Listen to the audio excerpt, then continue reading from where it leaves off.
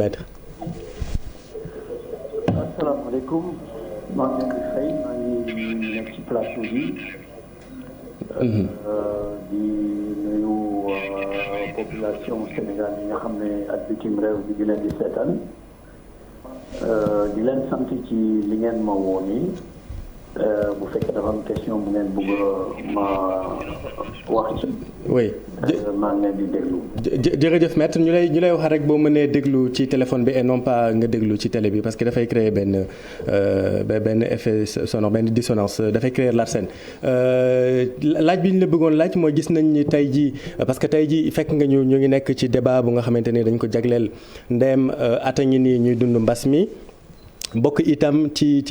sunu thème central di l'état de la démocratie et des libertés au Sénégal ci yi nga xamante ni jot nañ ko dund depuis bi mbas mi tàmbalee ba léegi waaye itam mënuñoo jàll te duñu wax ci l'affaire Ousmane Sonko ba tey loolu itam dafay dugg ci thème émission bi nga bokk ci ñiy layal Ousmane Sonko sànq def ngeen conférence de presse wax ni yéen conseiller ngeen seen client pour mu wuy ji suba le juge d'instruction moom itam dëggal na ne dina wuyu ban commentaire ngeen mën a def ci loolu ak lan moo tax ngeen conseillé ko mu dem wuyu ji. waaw defe naa ni li tax ñu conseillé ko mu dem wuyu ji ci déclaration bi ñu def tey ci ngoon ji wax nañ ko ba mu leer ci wolof ak ci français yëpp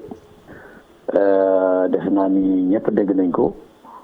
moom it def na déclaration sànq wax ni dana dem wuyu ji. expliquer raison yi tax mu bëgg a dem mu wuy ji parce que décision bi ça lui appartient ci affaire bi foofu laa ci mën a yem li ma suivre seen débat sur l'état de la démocratie au Sénégal defe naa ni loolu l'état des libertés au Sénégal defe naa ni loolu mooy débat bi gën a am importance maa ngi déglu bu baax intervention yi vraiment plateau bu excellent nga am parce que kàngam yi toog foofu yëpp maa ngi leen di nuyu bu baax di leen ziare di ci beral nuyoo professeur Penda Mbow. gëj nañ ko dégg baax na muy ñëw ci plateau yi aussi di wax. oui. di wax ni mbas mi rek doy nañu mbubb ak tubay mbas mi rek waroon nañu doy di ci xëy di ci gont di ci débat di ci wut solution. oui même nga baal ma rek ma laaj benn laaj balaa ñuy jàll ci thème bi parce que comme ni nga ko waxee effectivement moo ñu fi tax a toog te dina am solo mais dafa am benn laaj juste bu ma bëggoon laaj parce que dañu gis que ni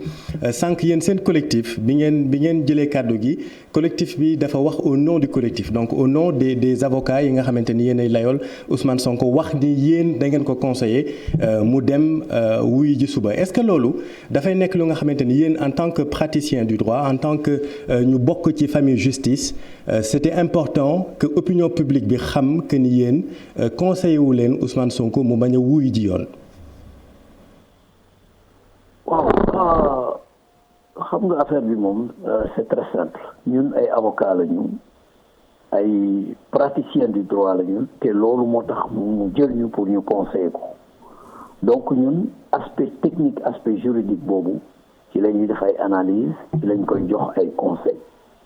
Maintenant moom li ci des moom c'est sa bataille personnelle c'est son combat politique ñun dañ koy leeral ci aspect juridique yi loolu la ñu def suñu liggéey foofu la yem pour le moment ci lañ koy accompagner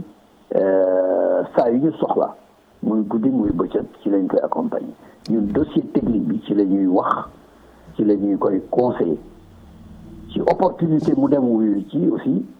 comme niñ ko expliqué ci suñu déclaration élément yooyu moo tax ñu conseiller ko loolu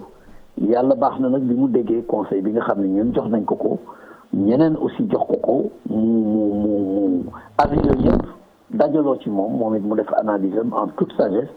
mu nangu dem wuy ji donc loolu dañ koy rafetlu di wax ni ñu ngi ñaan daal jàmm am ci wuy ji boobu loolu la ñuy ñaan di ñaan réew mi ñu def ci jàmm ñu dalal réew mi mooy arrestation massive yi ñu gis loolu problème la boo xam ne bii bu yeefit na la bu am lu muy joxe ci inquiétude ci population bi arrestation massive yoo xam ni gis nañ ko autorités yoo xam ni dañuy maanaam front bi dañ ko war a pacifier dañu war a pacifier front bi te kooku kilifa yi nga xam ne ñoo jiite réew mi rek ñoom ñoo ko mën a pacifier donc loolu lañ leen di ñaan parce que réew mi dafa laaj dal pour ñu mën a jublu ci soxlay réelu population bi mooy lu ñuy xeexee mbas mi mooy lu ñuy fajee nit ñi mooy njàng mi mooy problème mu transport yi problème mu logement yi problème mu lekk yi ainsi de suite loolu mooy vrai problème yi nga xam ne moom la réew mi jànkoonte donc loolu la ñuy wax ñi nga xam ne ñoo jiite réew mi nekk kilifa réew mi ñu concentrer seeni énergie ak seeni effort yëpp ci régler problème yooyu plutôt que mu mel ni dañuy taal daay parce que arrestation massive yooyu loolu c'est comme dañuy xamb front social bi donc loolu daal lu ñuy naqarlu la parce que recul démocratique la comme ni ngeen ko analyser ni ngeen ko waxee mise en péril des libertés la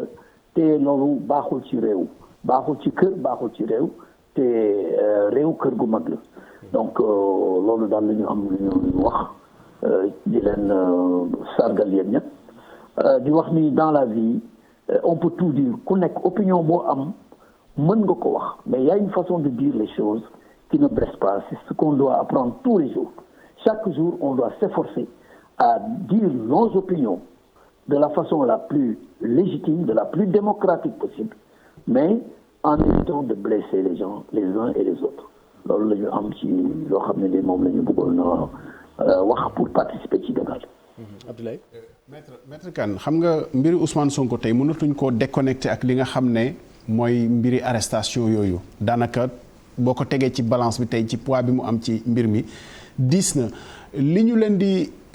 jàppee loxo mooy dañoo teggi ndigalu bu leen dajaloo bu leen manifester est-ce que yaakaar nga ne àtte bi war naa yegg ci jàpp ba fanaan loolee naka la ñuy lijjantee loolu pour sax li ci kanam pour que ci manifester ci lu ñu la mayul ndigal rek bañ a yóbbooti nit kaso ba leneen di ko ci fekk. waaw ñun ci suñu analyse dañu gis ni dafa am provocation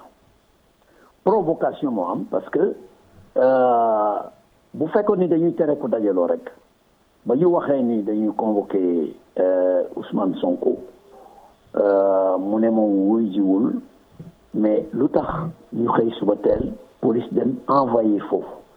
envoyé këram envoyé buntu këram koñ bi sax ñu baare ko ñëw en masse parce que am na ay militants yu fa ñëw bu ñuy bàyyi woon militants yi ñu toog dal la mission teg seen kilifa toog ba mu neex leen ñu dem ñibbi wala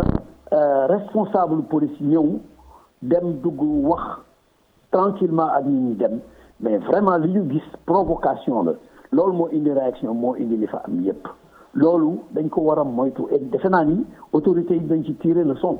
parce que la ñu mujjee mooy dem di jéem a négocier di jéem a waxtaan ak nit ñi loolu bu ñu ko commencé woon defe nañ ni li fa am yépp du fa am te ça aurait pu virer au drame parce que am na koo xam ne kii presque dragon bi fiiroon na ko pratiquement te ñu ñaanuñu yàlla li daloon ci temps Mamadou Diop loolu dafa amaat donc autorités yi ñoom ñoo war a agir ak sérénité ak dal mais li ñu gis keroog buntu Kër Sonko loolu provocation la ñun dem nañ tey bi ñuy dem di rencontrer suñu client ñëw nañu mais même pour dugg ci koñ bi dañ lay arrêter de la interpeller pourquoi dans une rue privée la personne qui habite là-bas n'est pas en résidence surveillée ñuy tere ñi nga xam ne ñooy jaar ci koñ boobu wala ñu leen contrôler loolu déjà jaaduwul te provocation la donc man bi ma fa jaare j'ai refusé de décliner quoi que ce soit heureusement bon ñoom xamee nañ na peut-être ñenn ñi ñu bàyyi ñuy jàll mais loolu dafa jaaduwul donc il faut que réew mi kilifa yi ñu dalal réew mi ñoom ñoo ko mën a dalal ñoom ñoo mën a pacifier front bi ñoom ñoo mën a fexe ba li ñuy def nit ñi duñ ko percevoir comme une provocation parce que provocation bu amee réaction dina am.